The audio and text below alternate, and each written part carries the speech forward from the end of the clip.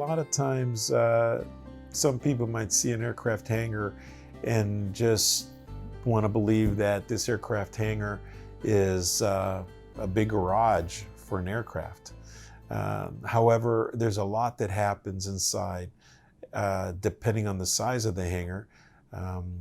There may be activities that depend on the proper design of this facility to be able to run their operations properly within that hangar. Maintenance is one of them.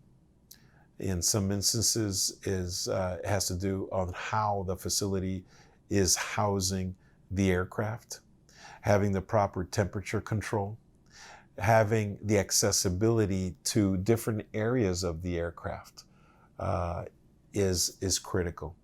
Having supporting facilities of that aircraft hangar, everything from offices to restrooms to sewage treatment facilities. So there are really a lot of aspects that need to be considered in the design of this facility. Just recently, we designed the biggest hangar at LAX, which is the hangar for the Qantas A380, which is one of the biggest aircraft in the world right now. And if you look at this aircraft and you see how big it is and how difficult it is to reach different parts of this aircraft, you would understand the need to design infrastructure to be able to look and maintain parts of this aircraft while it's inside the hangar. There is a lot that goes into the design of a hangar that needs to be considered, which is much different than just having a garage for an aircraft. Of course, there are hangars that's all they do. So there is quite a spectrum on what is going to occupy that hangar and what facilities and what kind of infrastructure you're going to make available within. A lot of pilots, like myself, consider a hangar a safe haven. It is really a place where us pilots like to go and spend time on our own, pilot in the aircraft.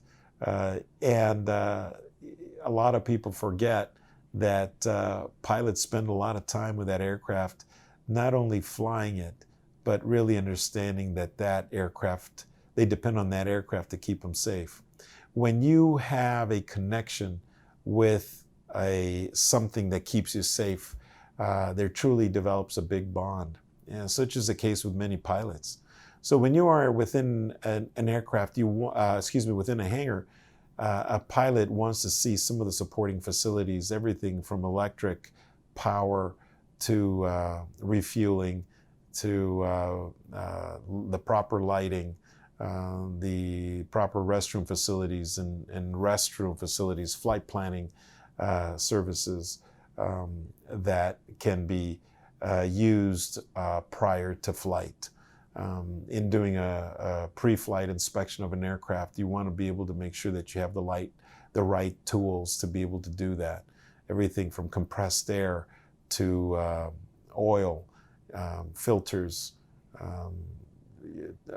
oil testing kits. There is just so much that needs to be kept within the hangar that complements the operation from a pilot within that facility.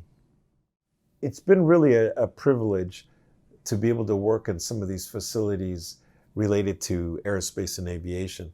The reason being is because when we work with the client not always knows what he wants.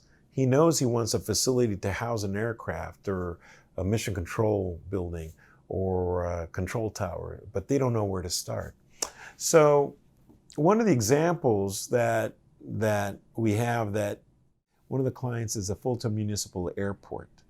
And this client, we've been able to help them with the design of their terminal building. Also with support facilities that provide education and the services of refueling and facilities for critical tenants, such as the California Highway Patrol, for example. When they approached us, for example, in the design of their terminal building, they did not know where to start.